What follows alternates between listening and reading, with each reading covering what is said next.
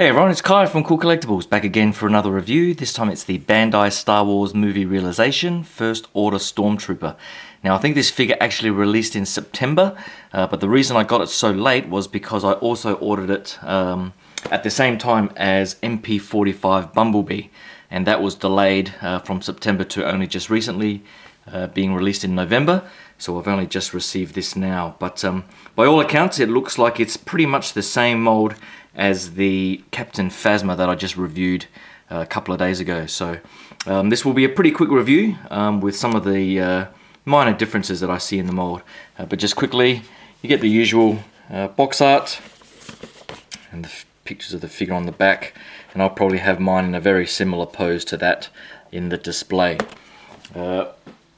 Accessories wise, you get a shorter sword this time instead of the long curved one from Captain Phasma, but it does look pretty nice. I don't have the Stormtrooper ones from the original trilogy to see if there's any real difference between them, but it looks pretty similar, and it's got the same sort of sheath. It's got the pistol, which is similar to the Captain Phasma one, but a smaller version. This bit you can flip down as well.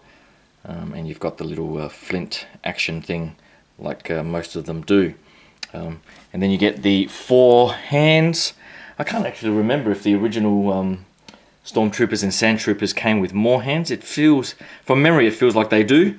And so it feels like these are getting less and less in the accessories. But overall, they're not too bad with all the options you can have. And the paint application and dirt wash is pretty good. But the figure itself, the only difference that I can see, if I just bring the Captain Phasma out, so the only key differences are the helmet. Everything else, apart from the obvious addition of the cape and so on, the other pieces in the armor, from the chest piece, the waist,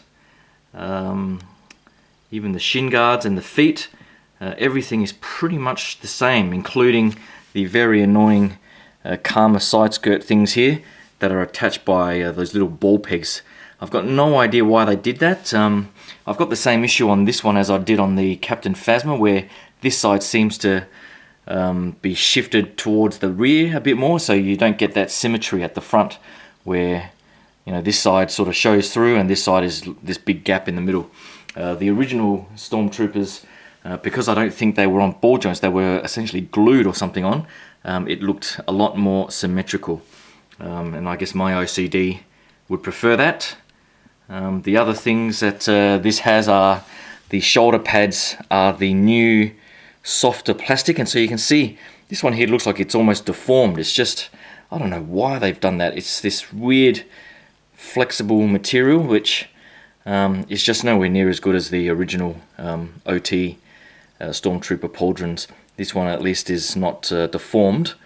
The other thing I noticed on this, I'm not sure if it's just mine, but I'm used to seeing these as painted quite a dark black, but with some of the reflection I can sort of see some of this blue shining through.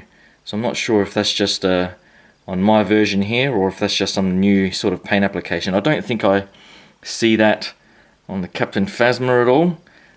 So I don't know. I'm not too happy with that. But everything else is not too bad in terms of its paint application and the panel lining with that black wash. The helmet, as I was saying, is slightly different. On the Captain Phasma you get these little nice swirly things on the side, where it is pretty plain on this First Order Stormtrooper. Now, one of the things I'm not sure if it's intentional or not, if you can see the Captain Phasma helmet is sort of squashed in a little bit more and wider, which I actually prefer because on the Stormtrooper here it looks like the helmet has been squeezed in from the side to give it a more elongated look, which I just looks a little odd to me, so I'm not sure if that's intentional or not. I would seriously doubt it. I would actually prefer it looking like the Captain Phasma one. So I don't know if that's movie accurate or what, but it's just a bit of a difference that I pretty much immediately noticed.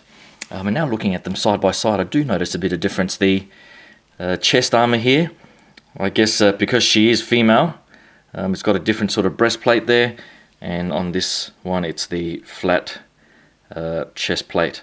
So they're probably the only major differences I see. Oh, and I guess the shin guards are quite different. A bit different down the bottom here. The shoes, the feet pretty much look like the same mold.